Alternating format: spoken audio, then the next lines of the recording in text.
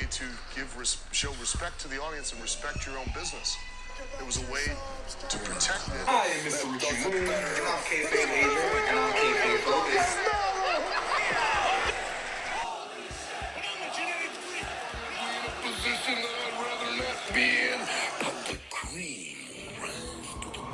It's Kayfabe Avenue.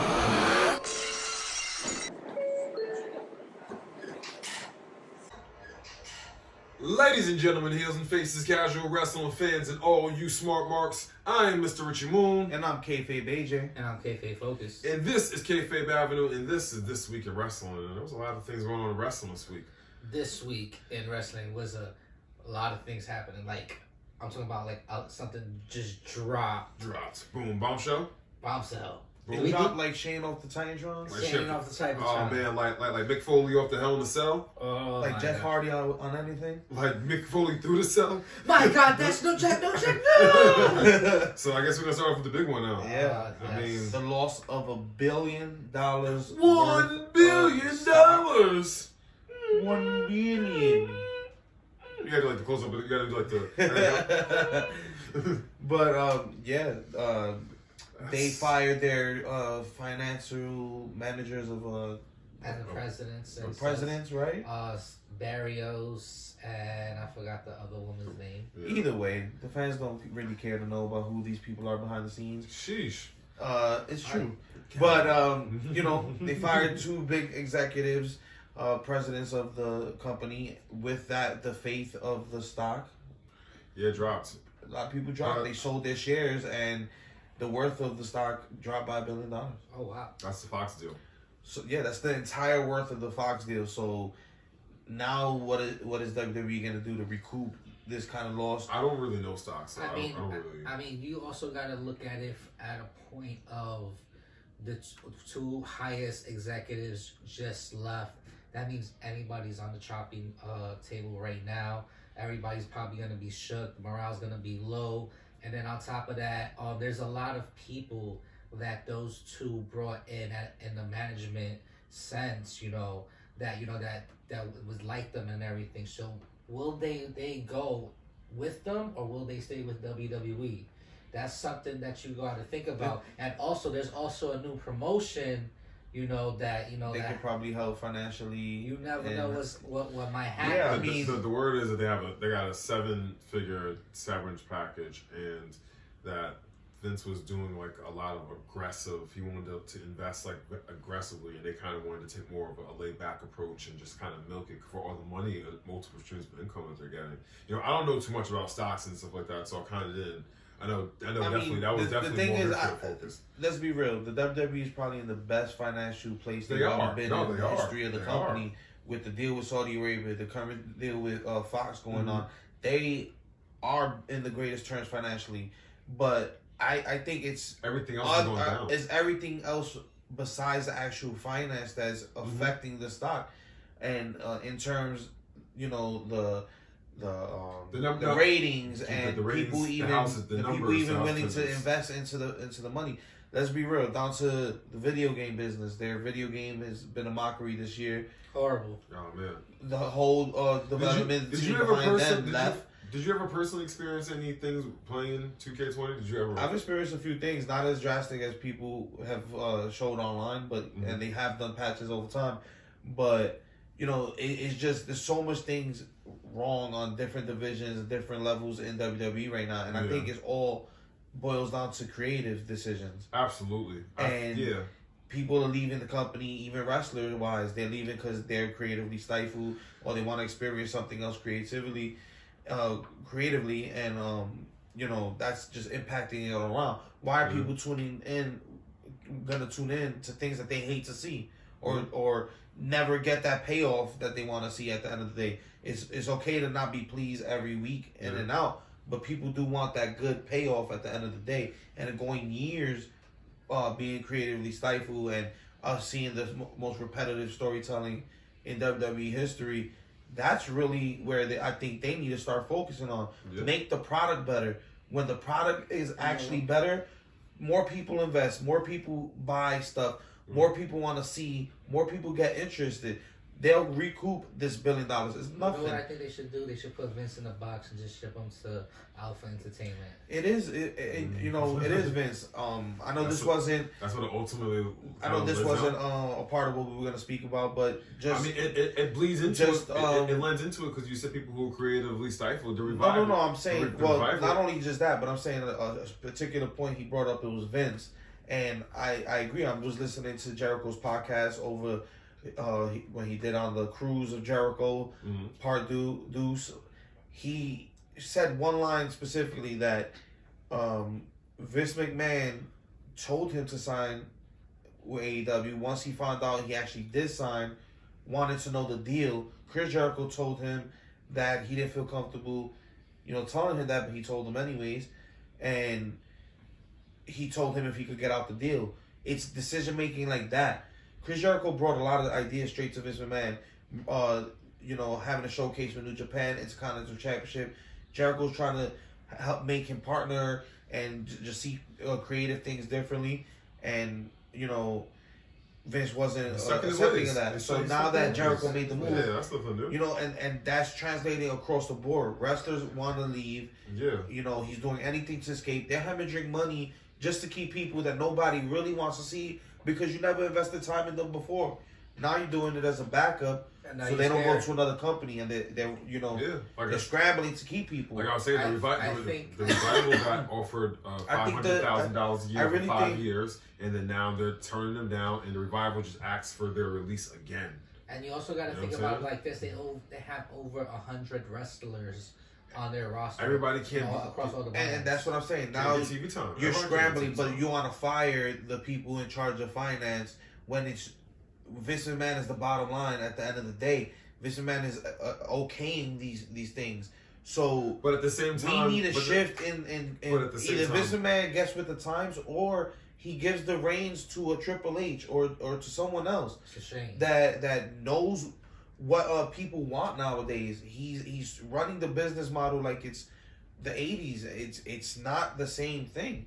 Yeah. You know? That being said, they're in the best shape financially. You know, they got $1 billion loss. There's way to recoup it, but I think at the end of the day, they need to start on making the base product the best thing it is, so they can actually rebound sales, whether it's for events, live events, pay-per-views, viewership on broadcast channels. You know, they need to revise the strategy. Yeah. It'll be interesting to see what happens, especially, you know, with talent relations and, you know, various superstars and everything. I think they need to start by letting a lot of these people go. They have to. Letting a lot of people. You want to go. Let them go. The people who stay, we reinvest our interest into you and let people breathe. Let people bring their own ideas to the product. Look at Bray Wyatt. Bray Wyatt is the face of the company this year, and those are his ideas he brought to them. Yeah. They yes or no certain things, but at the end of the end of the day, the idea came from Bray. So let people be themselves. Look at Matt Hardy. Look at Andrade. Yeah, Andrade started to succeed. And speaking of Andrade recently got caught with a wellness violation. He's actually suspended right now. But he did have an amazing match with Carrillo. With Carrillo ended up DDTing him on the concrete to send him off for the next 30 days. Funny enough, they kept the championship on Andrade. It was a championship match on Raw, which was a great match. But, you know, usually in these violations, they usually strip the title from you quick. The word is that was a Paul Heyman thing. He wanted you title on him because he wants to push him and doesn't want to end the title reign too soon, which I think is a really good idea. He's still got a lot of miles left in that title reign. That's pretty smart. From somebody at the beginning of the title reign to like the end, man. MVP, man. We thought that MVP was going to stick around for a little bit longer, but this is MVP's last match. Yeah. No disrespect. But I love the way they did it though. Before you get there, but no disrespect, but I'm a disrespect. No, hold on. Before, let me hold on. Before you get there, he did this for his son because he wanted his son to see him face Rey Mysterio. Rey Mysterio is his son's favorite wrestler, so that's why that's why he came back. I heard about that. That's cool, but seeing him back, like, nothing against even MVP. I think my favorite time with MVP was his story with Matt Hardy, which showcased both of their characters and talent.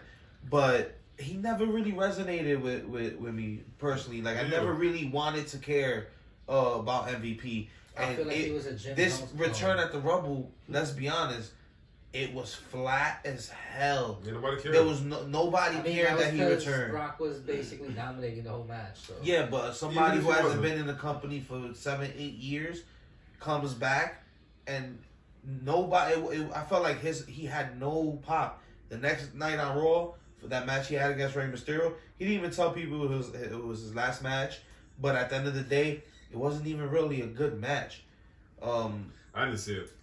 It wasn't too good of a match. It was really slow paced. You could tell that he had a little bit of ring rust. And they also showed a picture of him with the Street Profits.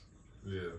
Yeah, see, if they would have kept him around and he would have stuck around, that would have been an interesting thing to like mentor the Street Profits. They have a personality that probably would mesh well together as a trio.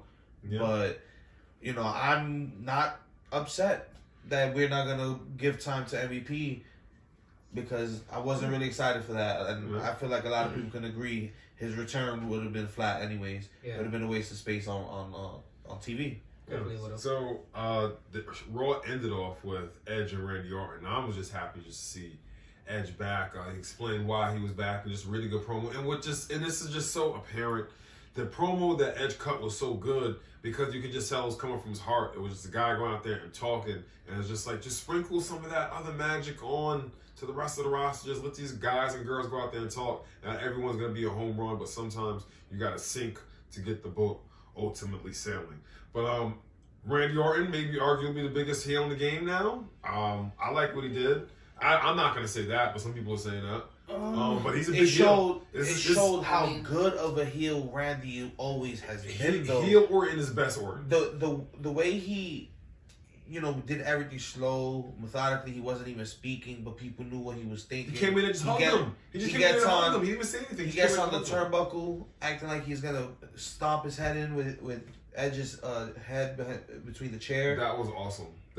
Everybody was like, no. People shouting like he had them in the palm of his hand. Exactly. And then, ends up not even doing that, doing the concerto, which is Edge's staple, like so much disrespect. That was really well built. Yeah. As far as Raw goes, just like you said, like the people in the crowd, you can see them on their face. They were just like legitimate, like no, like no, yeah. They built up Edge all night with some great video packages, showcasing his past. So people were like so hype on his return, and which was a great return at the Royal Rumble, unlike MVP. Sorry, but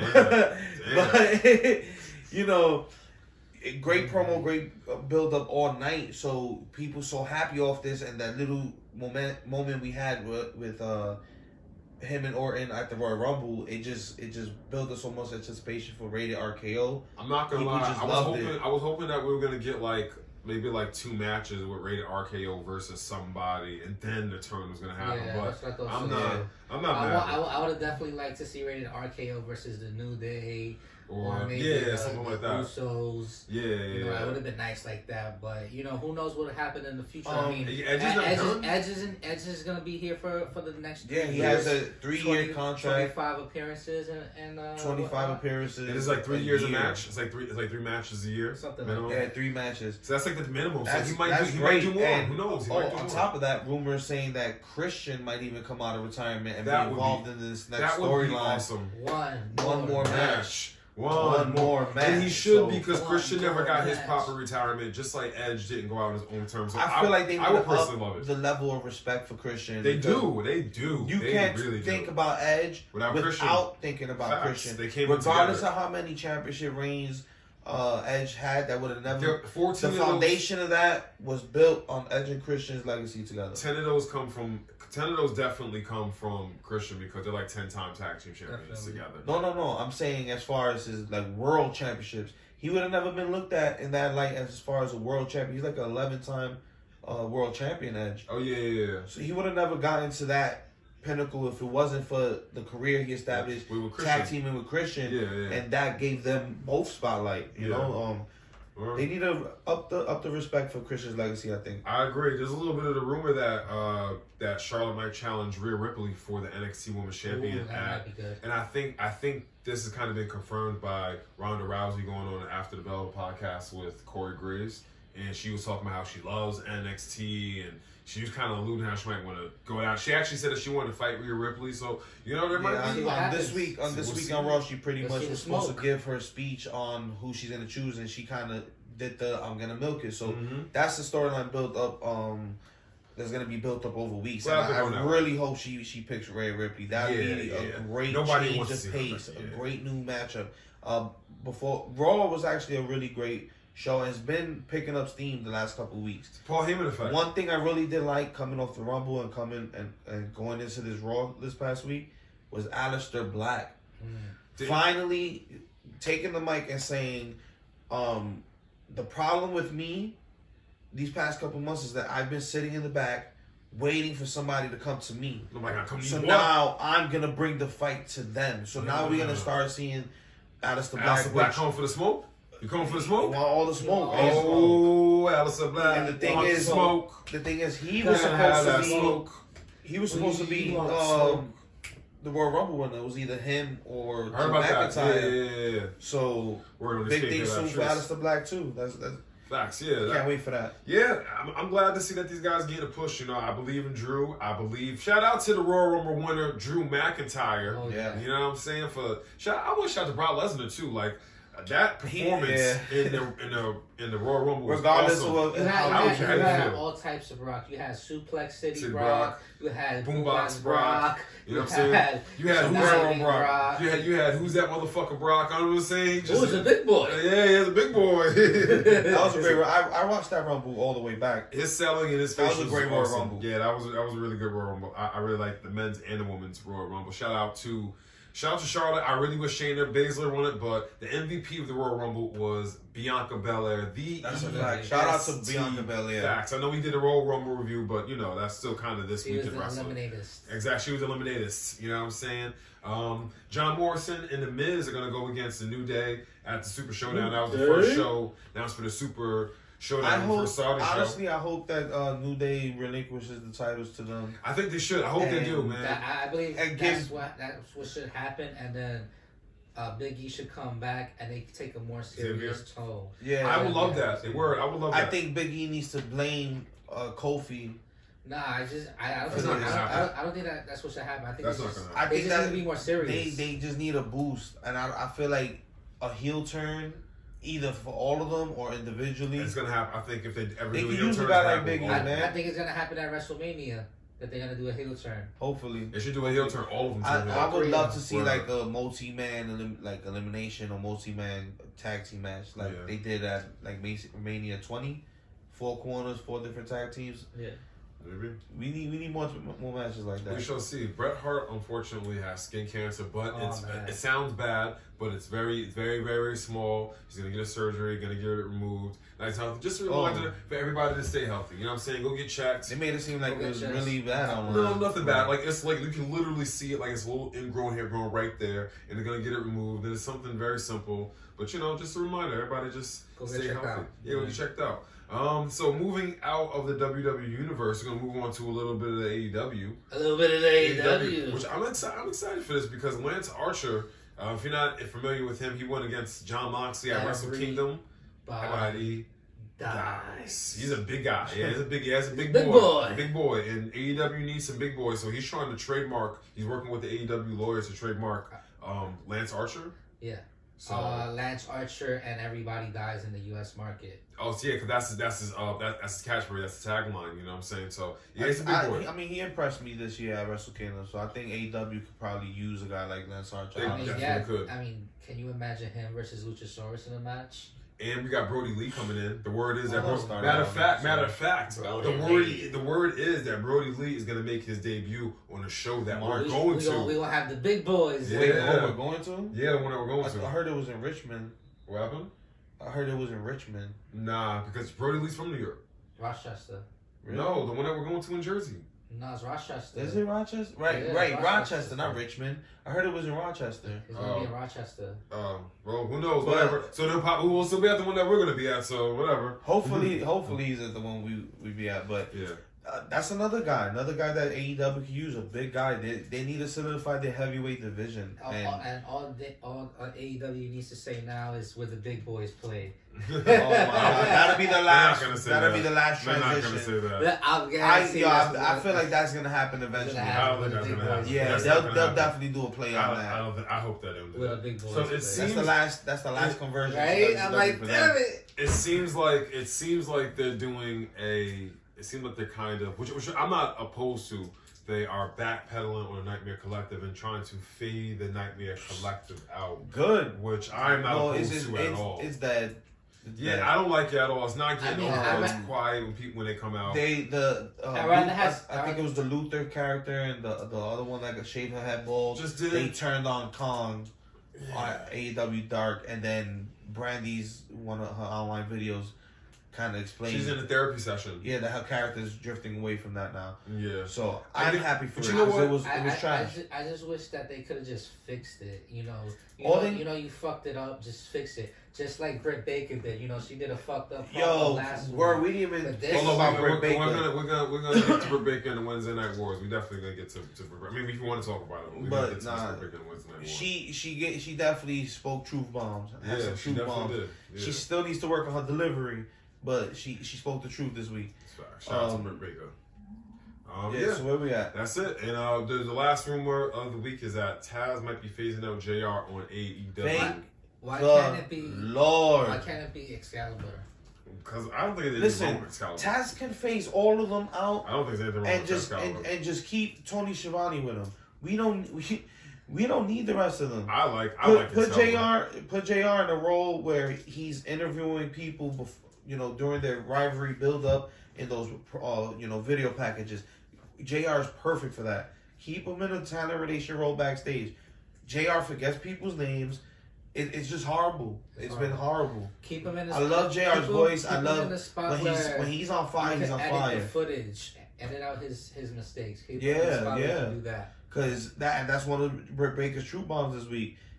That JR can't even remember wrestlers' names, and even MJF online calls him out all the time. Yeah, MJ, Calls he called Matthew. Matthew Jacob. He said, "Call me Matthew." But one more time.